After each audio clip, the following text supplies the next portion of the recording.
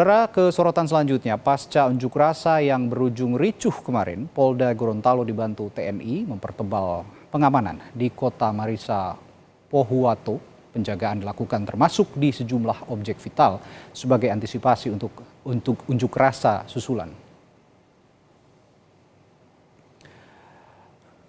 Pasca unjuk rasa kemarin, Gubernur unsur Forkopimda dan juga pemerintah kabupaten membahas langkah lanjutan termasuk pengamanan. Polda Gorontalo juga menambah jumlah personel dengan menempatkan puluhan personel di setiap fasilitas publik. Total personel yang mengamankan Pohuwato akan berjumlah 1.200 orang termasuk dari TNI.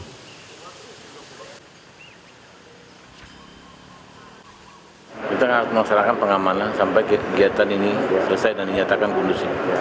Ada titik-titik tertentu yang menjadi fokus pengamanan atau seperti apa? Ada, seperti yang kemarin kita sampaikan, kita cuma pertebal aja. Ya. Kemarin misalnya 30, sekarang kita jadikan 100. Sekarang personilnya berapa disiapkan? Hampir 1.200 lebih. Ada BKO dari Sulut juga? Ada, 2 kompi dari Sulawesi Utara. Dari TNI juga? Udah, disampaikan Mandan Rem. Kita gabung sekarang untuk patroli skala besar. Kemarin unjuk rasa petambang di kantor Bupati dan gedung DPRD Pohuwato berlangsung ricuh.